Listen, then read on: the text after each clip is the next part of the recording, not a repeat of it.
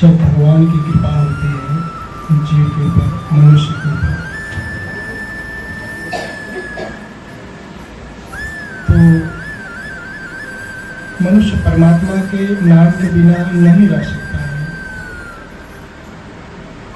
जैसे आप भोजन के बिना नहीं रह सकते हो, भूख लगी हो भोजन ना मिले उसकी व्याकुलता होती है, प्यास लगी है पानी न मिले उसकी व्याकुलता होती है।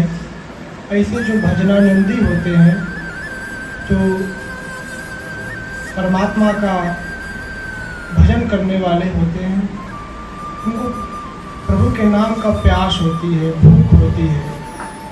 जब तक वो परमात्मा का ध्यान न कर ले, भगवान का भजन न कर ले, तब से उनका मन की तृप्ति होती नहीं है। ऐसा लगता है उस व्यक्ति को, उस भजनानंदी को, कुछ मेरा खो गया है, आज कुछ अच्छा नहीं लग रहा है। मतलब उसको भजन की प्यास है, परमात्मा के नाम की प्यास है, तो वह प्यास प्रभु के नाम से ही बुझेगी। और यह प्यास होना चाहिए, हर जीव के अंदर यह प्यास होना चाहिए। इसी प्यास से आपकी तृप्ति होगी, इसी प्यास से आपका कल्याण होगा। जब परमात्मा के नाम की आपके अंदर तड़प होगी, प्यास होगा, तभी आपका कल्याण होगा। अन्यथा जीव 84 लाख योनियों में जाकर दर दर के ठोकरें खाता है, अपने दुर्गति वाले शरीर को भोगता है। तो इस मृत्यु लोक में, इस धरती पर हमारे महापुरुषों ने बहुत पहले से ही ग्रंथों द्वारा, आज भी संत महात्मा लोग गांव-गांव में जाकर, शहर-शहर में जाकर लोगों को बता रहे हैं कि आप अपने आप को पहचानिए, आप अपने स्वरूप को भूल चुके हैं, उस स्वरूप को जानिए, आप कौन हो इसको पहचानिए। लेकिन जीव माया में पड़ा है, माया का ही चिंतन कर रहा है। उस सद्गुरुओं की बात, उस ग्रंथों और शास्त्रों में जो लिखा है, उस शब्दों से विमुख होकर अपने आप को दुर्गति की तरफ लेके जाता है और उस पीड़ा में आकर जोर जोर से चिल्लाता है, हमको तकलीफ है, हमको दुख है। आपका दुख और तकलीफ तो हमारे प्रभु ही दूर कर सकते हैं, और यह तकलीफ और दूर तभी दूर होगा जब आप परमात्मा का नाम लेंगे, जब आप प्रभु का भजन करेंगे। बिना प्रभु के भजन के बिना आप अपने जीवन में आनंद नहीं ले सकते हो, आप कष्ट से नहीं बच सकते हो। इसलिए मैं बारंबार कहता हूँ, भगवान का भजन करो, भगवान का नाम लो। कोई कहता है कि महाराज जी, किसी को बच्चा नहीं हुआ, किसी का कोई मन्नत होती पूरा नहीं हुआ, मैं वहाँ जा रहा हूँ मेरा पूरा हो जाएगा, मैं वहाँ जा रहा हूँ मेरा पूरा हो जाएगा, किसी तांत्रिक के पास जा रहा हूँ मेरा पूरा हो जाएगा। देखिए, अगर आपका कोई कल्याण कर सकता है, आपकी कोई जो मन्नत है, अगर कोई उसको पूर्ण कर सकता है, वो परमात्मा है। उनके बिना आपका कोई कल्याण नहीं कर सकता है। इस बात को नोट कर लो, हाँ, वही आपका कल्याण करेंगे। तो उस परमात्मा को पकड़िए, उस प्रभु को पकड़िए और उनका चिंतन और सुमिरन करिए। अपने खान पान पर ध्यान दीजिए, अपने आहार विहार पर ध्यान नहीं दोगे तो भगवान का कितना नाम लेते रहोगे, लेकिन आपका जब खान पान ही गड़बड़ है, गुब्बारा लिए हो, खूब हवा भर रहे हो, लेकिन पीछे से इसमें छेद है, तो फिर हवा उसमें रुकेगी, वो तो पास हो जाएगा। आप भजन भाव तो बहुत करते हो, लेकिन आप अपने आहार विहार पर ध्यान नहीं दे रहे हो, अपने विचार पर ध्यान नहीं दे रहे हो, अपने जो सोच है उस पर विचार ही नहीं कोई है, आपका ध्यान ही नहीं है, तो फिर आप राम राम राम राम कर रहे हो, इससे क्या फर्क पड़ने वाला है? तो पूरा जीवन बिता दोगे तो कोई फर्क नहीं पड़ेगा। क्योंकि जब हम भजन करते हैं, जब भजनानंदी होते हैं, तो ठीक है, आपको कुछ नहीं पता है, लेकिन जब आप भजन करने वाले होते हैं, लेकिन तब आप शास्त्र के अनुकूल चलने का प्रयास करते हो, गुरु के सानिध्य में बैठकर, कि भजन मैं कैसे करूं, इसकी विधि क्या है। जब अपने घर में आप कथा करवाते हो, कोई पंडित जी आता है तो अपने मनमानी से तो आप कथा करवाते नहीं हो, उसमें क्या चाहिए क्या नहीं चाहिए, पूजा में क्या लगता है क्या नहीं लगता है, किसी जानकार व्यक्ति से पूछते हो ना, और मंगवाते हो तो फिर पूजा पाठ होती है, होती कि नहीं होती है। ऐसे ही जब से आप भजन में लगे हो लेकिन गुरु का सानिध्य नहीं मिलेगा तो फिर कल्याण कैसे होगा। अब यार खान पान गलत पूरा है आपका, और फिर यार भजन बस राम राम कर रहे हो, मन जरा भी भगवान में नहीं है, बस अपने काम के लिए, मेरा ये काम हो जाए, मेरा वो काम हो जाए, किसी निजी स्वार्थ खातिर भगवान का नाम सिर्फ ले रहे हो, इससे आपका कल्याण होगा नहीं हो सकता है। जैसे कितने लोग कहते हैं महाराज जी भूत पकड़ लिया, प्रेत पकड़ लिया, मैं सब चीज़ों नाम नहीं लेना चाहता हूँ, लेकिन कभी कभी चर्चा करना होता है। ये क्यों पकड़ता है पता है ना, मैं कई बार चर्चा किया हूँ।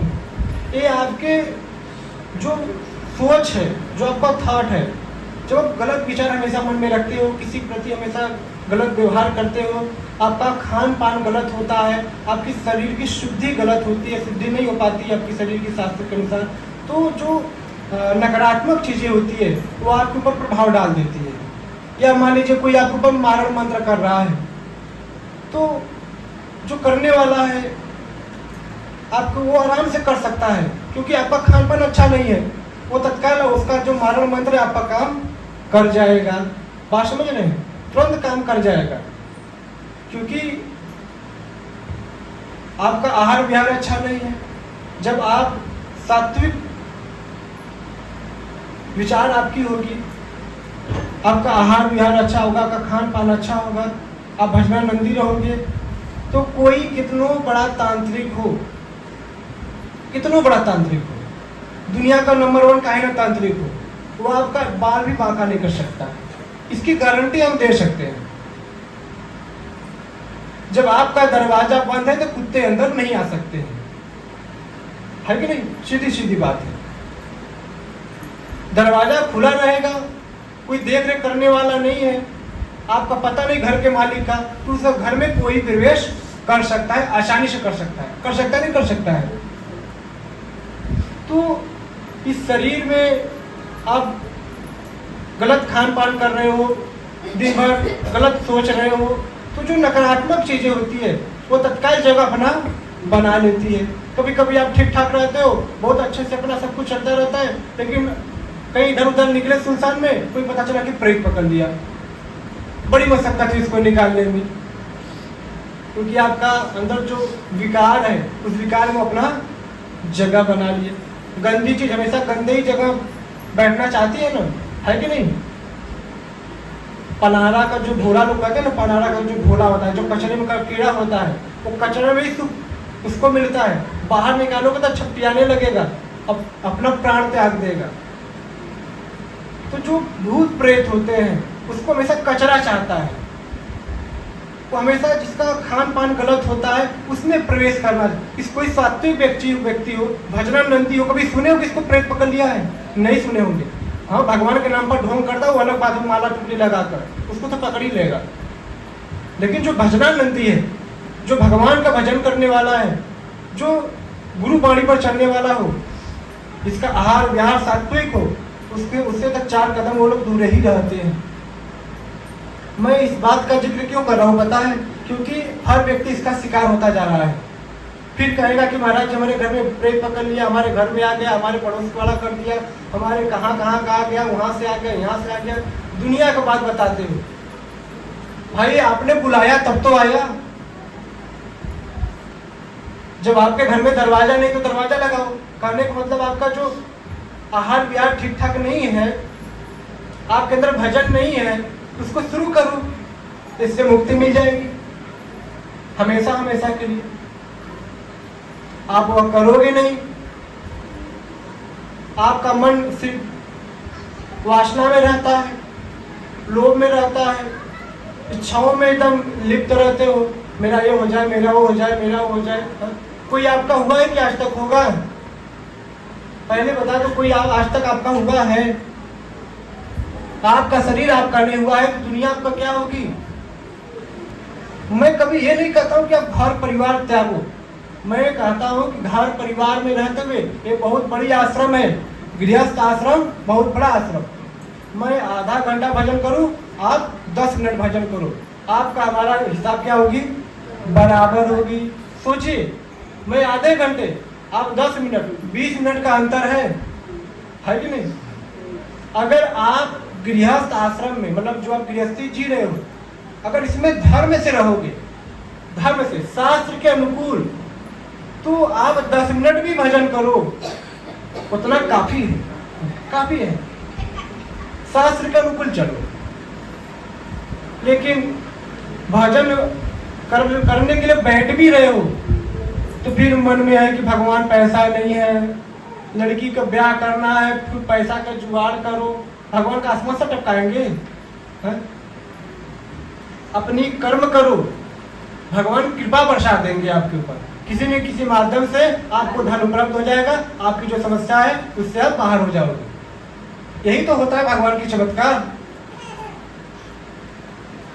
लेकिन आपको पूर्णतः भगवान पे भरोसा नहीं होता है, करके देखो, बड़ी कृपा होगी। देखिए, भगवान की बहुत लीलाएं भी होती है, जो उनकी लीला को ना समझ पाए। इसे कितने लोग कहते हैं ना, देखो वो 20 साल से भगवान ने लगा था, उसका एक जवान लड़का मर गया। अरे भैया, मरना तो सबको है, ये मृत्यु लोक है, यहाँ पे तो लाभ और हानि लगा रहेगा। अब क्या लाभ हानि पकड़कर भगवान का भजन करोगे? आप ये दोनों से परे होकर भगवान का भजन करो। अपनी गृहस्थी में जो अपना भोग है, चाहे सुख चाहे दुख, जो गृहस्थी का एक व्यक्ति का कर्तव्य होता है गृहस्थी के प्रति, चाहे पत्नी हो, चाहे पति हो, चाहे बच्चे हो, अपने अपने जीवन का अच्छे से निर्वहन करो परिवार में। वही स्वर्ग है परिवार। जिसका मन शांत ही नहीं है, जिसका मन अशांत है, उसको तो जीते जी शांति नहीं, तो मरने के बाद कहाँ से मुक्ति है। कितने लोग कहते हैं महाराज मर जाते तो मेरा बन जाता, हमको जी रहे तो भी सुखी हो, मर जाओगे तो और दुर्गति में हो जाओगे। हाँ, पहले जो भी समय बचा है उसमें भजन करके कुछ इकट्ठा कर लो, ये मरने के बाद बड़ी दुर्गति होगी। हाँ, इंतजार कर रहे हो मरने का, मैं मर जाता तो मेरा बन जाता, ये बहू का नहीं देखना होता है, बच्चों का नहीं देखना होता है, समाज का नहीं देखना होता। अभी तो सुखी में हो, लेकिन मरने के बाद अगर कर्म खराब हो गई, इससे भी बड़ी दुर्गति आपका हो जाएगी। इसलिए महापुरुषों ने कहा, भगवान कृष्ण अपने मुखार बिंदु से स्वयं कहें, भजन करो, शास्त्र के अनुकूल चलो, धर्म से चलो और ईमानदारी का रोटी खाओ, जीवन में हमेशा सुखी रहोगे। कर्म, इसलिए कहते हैं कि अच्छा कर्म करो, महापुरुषों के सानिध्य में बैठो, सत्संग सुनो, इसी से आपका कल्याण होता है। जो मैं सुना रहा हूं ना, इससे आपका कल्याण होता है। महापुरुषों के सानिध्य में बैठ के ध्यान से सत्संग सुनिए, भगवान का नाम लीजिए, उसी से आपका कल्याण हो जाएगा। अगर आप भगवान का भजन नहीं करोगे तो आपका कल्याण कैसे होगा? तब तो आपका जीवन दुर्गति की तरफ ही जाएगा, समस्याओं की तरफ ही जाएगा। तो इसीलिए बार बार कहा जाता है, भजनानंदी बनो, इसी से आपका कल्याण होगा। भजन से ही आपकी मुक्ति होगी, अन्यथा आपका मुक्ति और कल्याण नहीं हो पाएगा। जो आप सुख ले रहे हो, जो भगवान की कृपा से संसाधन उपलब्ध आपके पास है और उसी में डूबे हुए हो, ये तो आपका प्रारब्ध अच्छा है। पूर्व जन्म का जो गोदाम है वो भरा था, उसमें से खा रहे हो। जैसे कोई गल्ला भरा हो, आप 2-2 रुपया रोज निकालो, उसमें 1 रुपया भी मत डालो, तो गला भरेगा कि खाली होगा? तो आप खाली हो रहे हो, भरोगे कब? मैं नहीं चाहता हूं कि आपकी दुर्गति हो, मैं नहीं चाहता हूं कि आपका पुण्य का जो गल्ला है आपके, वो भरा ही भरा रहे, खाली ना हो। मैं नहीं चाहता हूं खाली हो, वो भरा रहे हमेशा। आपका जीवन हमेशा खुशहाल रहे, आनंदित रहे। हाँ, नहीं तो जीवन दुर्गति की तरफ चला जाएगा। एक शिष्य था एक गुरु का, वह गुरु का बड़ा सेवा सत्कार करता था। जैसे जैसे गुरु जी कहते थे वैसे वैसे वो करता था। बहुत समय बीता, वो लड़का बहुत निराश हो गया। गुरु जी कहते हैं कि भगवान का दर्शन होगा। कैसे भगवान का दर्शन होगा? गुरु जी जैसे जैसे कहते वैसे वैसे तो करता हूँ, लेकिन भगवान का दर्शन होता ही नहीं है। एक दिन निराश होकर जाकर बैठ गया। गुरु जी का नजर गया बालक पर। बोले बेटा क्या वो बड़ा निराश बैठे हो आज? तो लड़का बोला गुरु जी क्या बताऊं आपको, आप लोग कहते हैं कि ऐसे करो तो भगवान मिलेंगे, वैसे करो तो भगवान मिलेंगे। मैंने सारा क्रिया कर लिया कि आज तक भगवान हमको मिले नहीं, इसलिए परेशान हूं। कहीं मैं अपना समय फिजूल तो नहीं गंवा दिया? गुरु जी हंसने लगे। बोले बेटा बस इतने के लिए तुम परेशान हो? चलो मैं तुमको भगवान का दर्शन कराऊंगा। कैसे होता है, किस स्थिति में भगवान की दर्शन होती है, मैं तुमको बताऊंगा कल। लड़का बड़ा खुश हुआ। जब सुबह हुआ वो लड़का गुरु जी के पास गया। गुरु जी इसको नदी किनारे ले गए और गुरु जी और शिष्य दोनों अपना नदी में उतर गए। और जब नदी में उतर गए तो गुरु जी अपना शिष्य का जो गर्दन था पकड़ के अपना पानी में डुबा दिए। कुछ देर तक डुबाए रहे। लड़का एकदम उखलाने लगा बाहर निकलने के लिए, फिर छोड़ दिए। जैसे वो लड़का बाहर निकला वो लंबी लंबी सांसें लेने लगा। बोला गुरु जी आपका दिमाग खराब है क्या, अभी तो मर जाता। गुरु जी ने कहा कि पहले हमको ये बताओ, तुम जब मैं तुम्हारा सर पानी में डुबाया था तो उस समय तुम्हारी तड़प क्या थी, उस समय तुम्हारे दिमाग में क्या चल रहा था? वो लड़का बोला गुरुजी बस यही दिमाग में चल रहा था, मैं कब बाहर निकलूं और कब ऑक्सीजन लूं, कब इस पानी में से मेरा सर बाहर निकले, और उसी का तड़प थी। तो गुरुजी ने कहा यही तड़प परमात्मा के प्रति जब आपकी होगी तब प्रभु की दर्शन आपको होगा। यही तड़प, यही दीवानापन जब भगवान के प्रति होगी, यही भूख जब परमात्मा के प्रति होगी तब आपको परमात्मा दर्शन देते हैं। तड़प तो होती नहीं है, इतना इतना खा लिए, अब बिस्तर पर सो लिए, टाइम नहीं पास रही तो 5 मिनट राम राम राम राम कर लिए। हर काम आप व्यवस्थित रूप से करते हो, लेकिन भगवान का पूजा पाठ आप विधि पूर्वक नहीं कर पाते हो। आप नियम संयम से नहीं करते हो, जो मन में आया सो करते गए। अरे भगवान को याद कर रहे हैं, उस परमात्मा को याद कर रहे हैं जो जीवन दिया है, जो हमारे परिवार को चला रहा है, जो हमारे परिवार में सुख शांति दिया है, उस परमात्मा का भजन कर रहे हैं। और उस परमात्मा का भजन ऐसे कर रहे हो जैसे कोई बेगाना हो, उससे मतलब नहीं हो। एक बात तो नोट कर लो आप, जब कभी आप तकलीफ में पड़ते हो, दुख में पड़ते हो, तो भले से आपका परिवार आपके साथ में होता है, लेकिन उस परिवार को छोड़कर आप भगवान को याद करते हो। भले से आपका जो खास व्यक्ति होता है जिससे आप बहुत प्रेम करते हो परिवार में, वो आपके पास होता है, लेकिन तकलीफ में सबको भुलाकर आप भगवान को याद करते हो। क्योंकि आपको उस समय पता होता है उस दुख के घड़ी में कि वही परमात्मा हमको इस दुख से निकाल सकता है, और मेरा ये लगा सगा हमको दुख से कोई निकाल नहीं सकता है, वही परमात्मा निकाल सकता है। इसलिए उस परमात्मा को आप बार बार याद करते हो, अपने लगा सगा वाले को भुलाकर। अगर उस परमात्मा को पहले से याद करो तो सारी समस्या से आप निकल लोगे। दुख में सुमिरन सब करे, सुख में करे न कोई, अगर सुख में सुमिरन करे तो दुख का है होए। जब दुख आ जाएगा तो राम राम राम राम करने लगोगे, माटी बाबा, पंचायती बाबा, कान खड़बड़वा बाबा, कौन कौन बाबा माँ मनौती मान लोगे। हमारा काम हो जाए तो हम दुबत्ती अगरबत्ती और लड्डू चढ़ा देंगे। हाँ, ईश्वर एक है, उस एक ईश्वर में अपने मन लगाओ।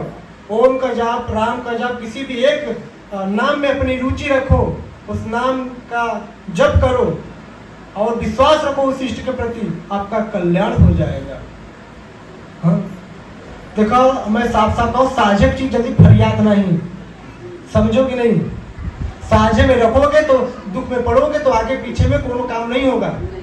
इसलिए एक परमात्मा का भजन करो, एक परमात्मा का नाम लो। एक अल्लाह वाला था, एक राम वाला था, दोनों गए जंगल में घूमने। जब लौटने लगे तो जोरों से बारिश होने लगी अब बीच में थोड़ी सी एक छोटी सी बहा हुआ करती थी, उसमें पानी भर गया, इतनी बारिश हुई, और डाके तो डाके कैसे, पानी भर गया। तो अल्लाह वाला बोला अपना अल्लाह का नाम लेके डाक गया, और जो राम वाला बेचारा बोला अल्लाह राम, वही बुढ़ी बुढ़ से उन्हें क्या हुआ, पनिया में गिर गया। उसको अपने इष्ट पर भरोसा नहीं। तो ये लोगों का हाल है। जब कोई समस्या आएगी, डी बाबा, कलुआ माई, चैतरा बेतरा, क्या क्या मांग लेते हो आप। देखिए, अगर आपका कोई कल्याण कर सकता है तो परमात्मा कर सकते हैं। इस बात का आपको बुरा लगा हो तो महाराज जैसे बोल रहे हैं, सच्चाई है। कोई डी, कोई बरम बाबा, कोई दैतरा चैतरा पीर बाबा आपका कल्याण नहीं कर सकते। भले से वो फेमस हो, घंटी बंटी लगा दो, भाई 100 लोग 1000 लोग जा रहे हैं तो कुछ काम हो जाए तो बहुत जागता हो गए।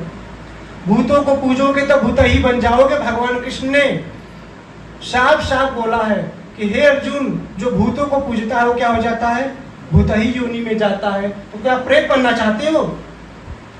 अपने स्वार्थ खातिर कितने लोग के बरम बाबा का पिंडी पकड़ लिए, मार हो नहीं के पकड़ के बरम बाबा बरम बाबा बरम बाबा करने लगेंगे। ये हाल है लोगों का। हम तो कभी कभी अपने सर पे अपना हाथ रख लेते हैं कि प्रभु समाज को हो क्या गया है। एक तो खुद ही कष्ट में पड़ा है, ये और कष्ट की तरफ बहुत तेजी से बढ़ता जा रहा है। ये मूर्खों का झुंड बनती जैसे ऐसे ही बनती चली जा रही है। देखिए, जो खुद मरा है, जो खुद हर परिवार को परेशान कर रहा होता है, लोगों ने एक पिंडी बना दिया, इसी जगह पड़े रहोगे, पूजाते रहोगे और शांति बना रहेगा परिवार में। उसको खुद ही शांति नहीं तो आपको जीवन में क्या वो शांति देगा। आप बताओ। हमारे यहाँ एक महिला आई थी, वो बरम बाबा का पूजा करती थी 10 साल से। मैं सच्चाई बता रहा हूँ, 10 साल से बरम बाबा की पूजा कर रही थी।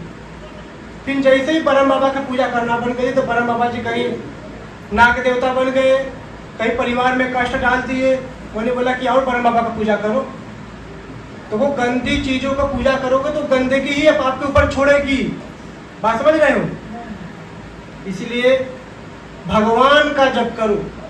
हमारे हिंदू देवी देवता में 33 कोटि देवी देवता है। कितने देवी देवता है? 33 कोटि। ठीक है, उसको 33 कोटि कहा जाता है बेटा। तो 33 कोटि देवी देवता है। अब इतने देवी देवताओं को भूलकर आप किसके पास जाते हो?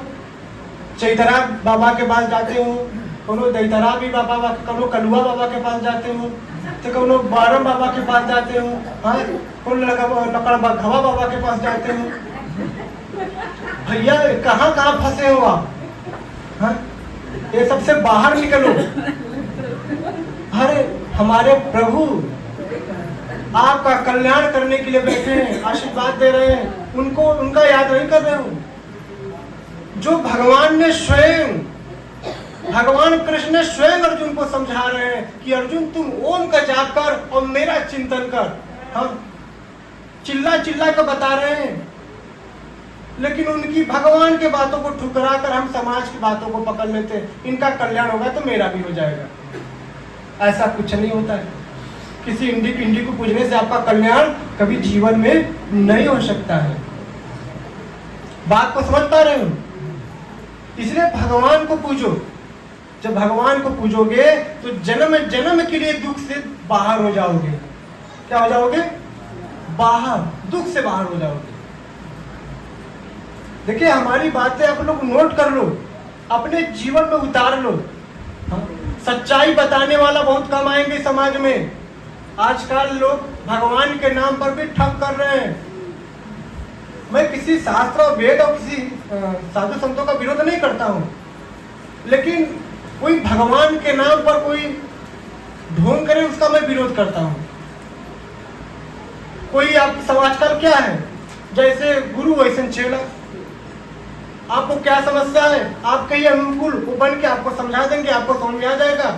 अब कोई ऐसे गुरुओं के पास जाओगे जो आपसे विपरीत हो, उसके पास आप जाना ही नहीं चाहोगे। क्यों? क्योंकि आपके मन को बतियाएंगे ही नहीं। वही आपका कल्याण करेंगे, वही आपको दुख से निकालेंगे। हाँ,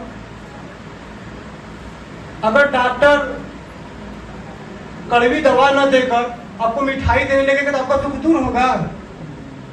जब आप हॉस्पिटल में रोग आपका बढ़ता है तो हॉस्पिटल में जाते हो ना, तो डॉक्टर कड़वी कड़वी दवा लिखता है ना, लेकिन आपको इतना पता है कि दवा खाएंगे तभी हम रोगों से मुक्ति पाएंगे।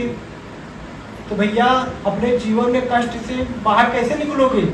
जब गुरु के सानिध्य में आकर सत्संग सुनोगे, गुरु के अनुकूल चलोगे और परहेज करोगे। डॉक्टर दवा देता है तो परहेज भी बताता है। जब गुरु के सानिध्य में आता है तो आते हो आप तो कुछ परहेज भी करना होता है, अपने खान पान, अपने सोच का, अपने विचार का, अपने जीवन में कुछ परिवर्तन लाते हो। तो फिर आप क्या कहते हो कि गुरु महाराज आपके दरबार में जब से आ रहा हूँ बड़ा मजा आ रहा है, बड़ी शांति मिल रही है, बस जीवन अच्छा खासा चल रहा है। तो क्योंकि आप परिवर्तन कर लिए, जिस दलदल में बजे थे, जिस अज्ञान में बजे थे, उस अज्ञान से क्या हुए, बाहर हो गए। तो आपको आनंद आने लगा। इसलिए जब आप गुरु की बाणी पर चलोगे तब आपका कल्याण होगा, तभी जीवन में बदलाव होगा। इसलिए सुबह शाम ओम का जप करो, चाहे राम का जप करो, चाहे सीताराम बोलो, मतलब एक नाम पकड़ के जप करो, भगवान के प्रति विश्वास रखो, गुरु के प्रति श्रद्धा रखो। हर रविवार को सत्संग सुनो। सत्संग सुनने से तो बहुत कल्याण है, बहुत कल्याण है। आप 1,00,000 नाम जप करो और 10 मिनट बैठ के सत्संग सुन लो। हमारा शास्त्र कहता है, हमारे ऋषि मुनियों ने कहा है कि बराबर है। क्या हो जाएगा? 10 मिनट सत्संग, 1,00,000 नाम जप। क्या होता है? बराबर। नाम जप करने से क्या होता है कि हमारी संस्कार जो होती है, जो पूरी जन्म को कटती है, जो पाप होता है हटता है। और जब गुरु वाणी सुनते हैं तो झट हमारे अंदर की जो आध्यात्मिक पावर होती है वो क्या होती है, अपना प्रभाव डाल देती है आपके अंदर। बात समझ रहे हैं? इसलिए हम लोग सत्संग सुनते हैं। सत्संग में पावर, सत्संग कोई साधारण, जो मैं बोल रहा हूँ ना, कोई साधारण बात नहीं है कि गुरु जी बैठ के झूठा के चिल्ला रहे हैं। मैं बेवकूफ हूँ, पसीना गा रहा हूँ, चिल्ला रहा हूँ? मैं आपके कल्याण के लिए चिल्ला रहा हूँ, आपके हित के लिए चिल्ला रहा हूँ, ताकि आप अपने जीवन में आनंदित रहो। जो समस्याएं आपके जीवन में आने वाली है, उस समस्याओं का सामना करने के लिए आपके अंदर अध्यात्म से, भजन से, सत्संग से इतनी साहस और हिम्मत आए, ताकि आप आराम से उसका समाधान और समस्या का जो तोड़ है आप अच्छे से कर सको। जब व्यक्ति के जीवन में सत्संग और अध्यात्म की उसके अंदर नहीं होती है तो व्यक्ति फांसी लगाता है, जहर खाता है और परिवार के प्रति मार झगड़ा करता है।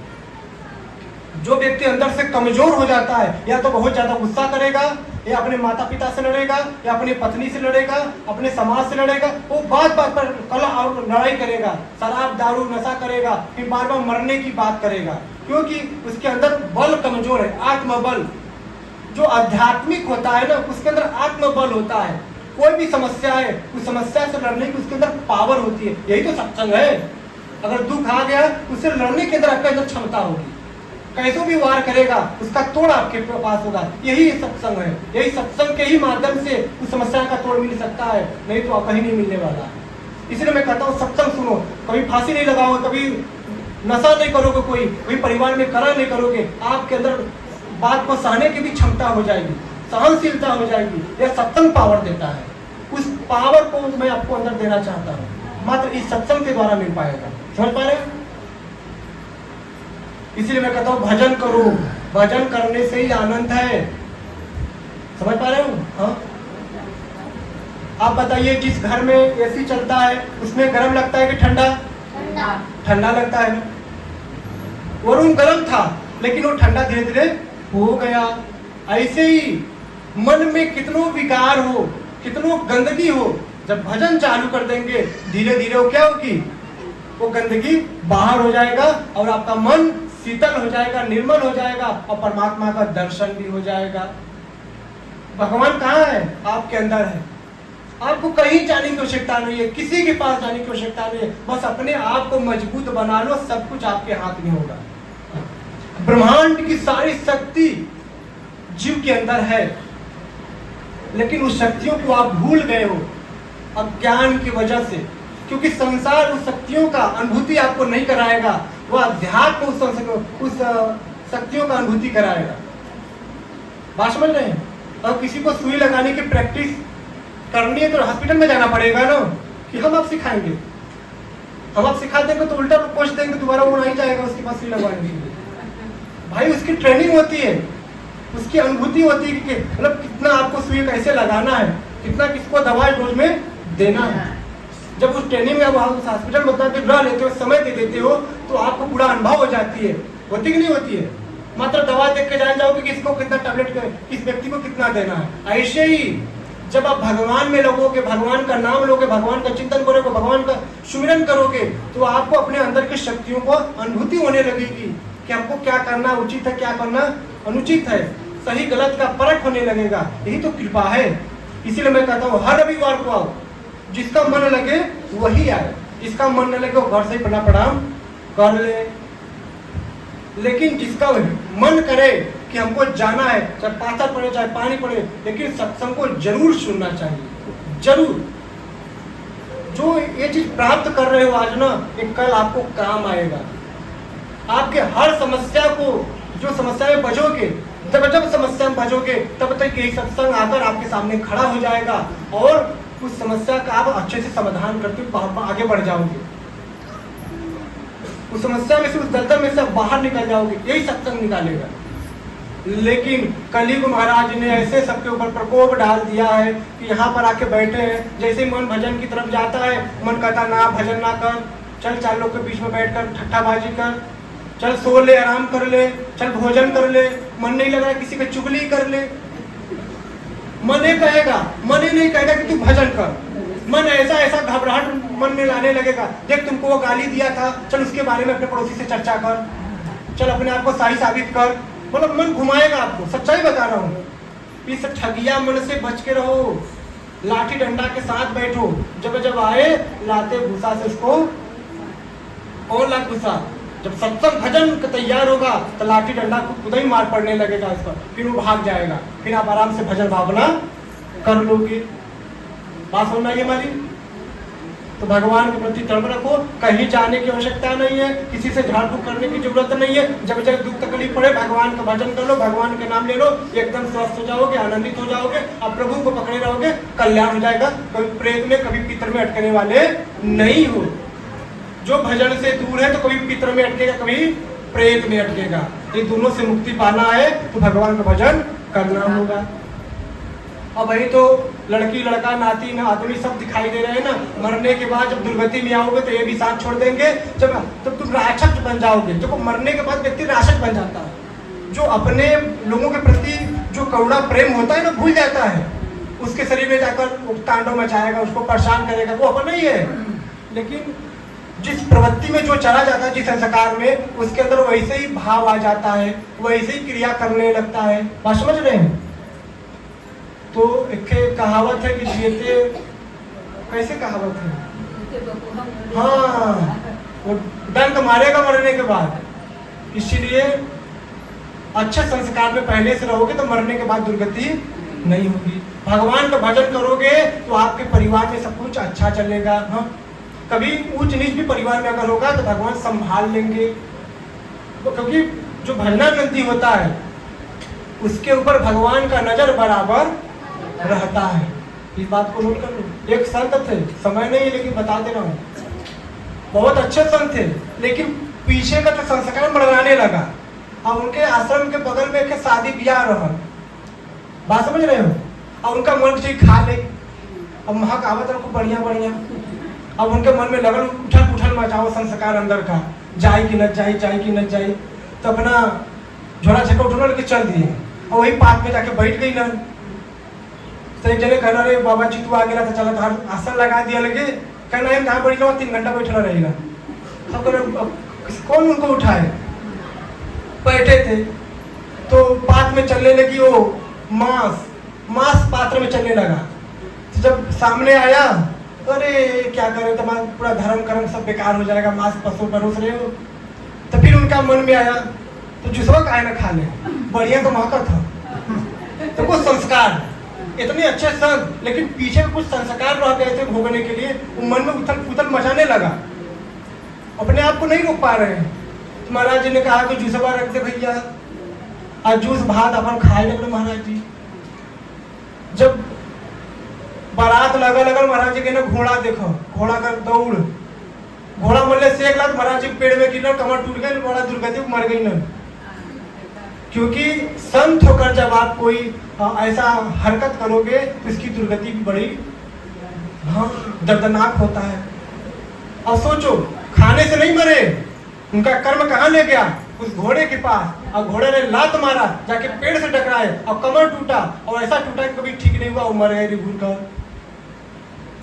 बात समझ रहे हैं? इसीलिए जो आप बुरा कर्म करते हो, ये आपको ऐसे नहीं घुमा फिरा के वो दंड मिलता है, किसी न किसी माध्यम से आपका जीवन दुर्गति का बहुत परख परख आप रोते हो, अपने आप को सोचते हो, एक एक मिनट अपने आप को मौत देखते हो कि मेरा मौत हो जाता तो अच्छा, ये मैं क्या देख रहा हूँ।